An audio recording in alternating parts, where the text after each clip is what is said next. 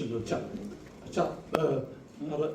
had my cap, and he said, on this mission you have to be prepared to give a testimony at a drop of a hat. And he said, this is John's hat. He said, he dropped it on the floor. And I did it. I was brought up in a Christian home, and when I was 6, we played chapel, and my sister did everything. She was 10. She was big, and I was the congregation, and then she said, oh, you better do something, preach the sermon. I thought, I don't know what to. I said, what shall I say? And she gave me some words. I said, Dad, what shall I say now? And she gave me some more. And eventually she said, oh, finish it off yourself. And then I said, oh, then you die, and then you go to heaven. And I was thinking, wow, what an ending to a sermon. And she said, no, Johnny, you've got to be saved first. I didn't know that, and that worried me. But when I was 8, I'd been bothered about this, and one night I thought, I can't let this go, and I've got to sort this out. I thought, who saves people? And I thought to myself, well, Jesus does. I had no doubts about that. And then I had this brainwave, and I thought, why didn't I ask him? And it was like I was the first person to ever think of such a thing. So I asked Jesus to save me, and nothing seemed to happen. So I asked him again, and I looked around the room, and still it was all the same. And I often wondered, after that, did he really save me? I asked him to. And then, when I was 12, a boy in the class said, there's one thing about Mansell, he never swears. And I thought, I learned to swear when I was 5, to start at school, and now in 12 when I don't swear. What happened in between? I thought,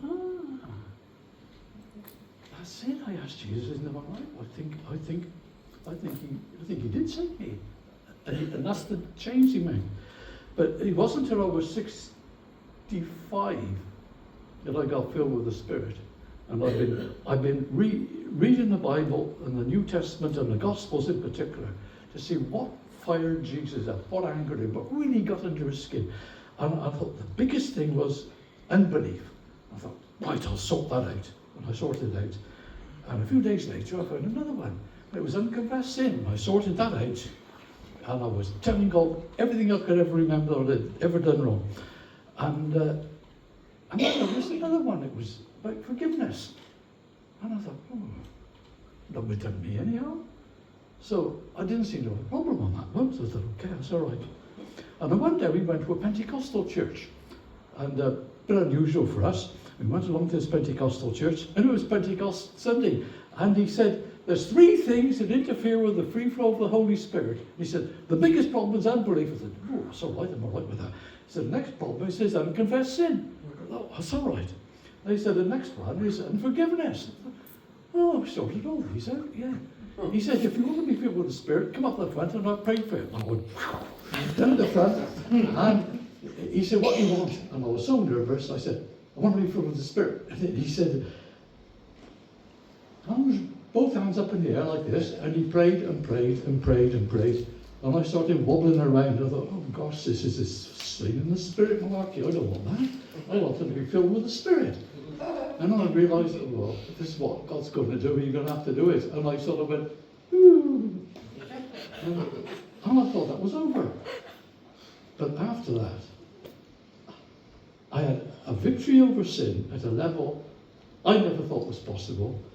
I had signs and wonders. Nobody told me about that. All sorts of things were happening. Every time I wanted to cross the road, I live on a busy road, there was a gap in the traffic. This is good. This is good. And my wife said, it's terrible turning right from here. And I said, yeah, it is. When I drove down, there was nothing coming. And she said, and every time I went to traffic lights, they were on green. But that lasted for 3 weeks exactly. That every traffic light, I was either on green and stayed green, or it turned to green as I approached them, and I never had to brake. I went all the way from Dempster to Ross, which is 30 miles at Moraine Ross, around to see the relatives, and I never stopped the car until we got there. And the same thing all the way home. And that was the last Saturday of the 3 weeks. We don't have many more. But I still go to a lot of Calvinistic church. They don't understand this sort of business. But I can tell them, look, this is what God's done. This is what, and I can tell them not what I believe, but what's happened.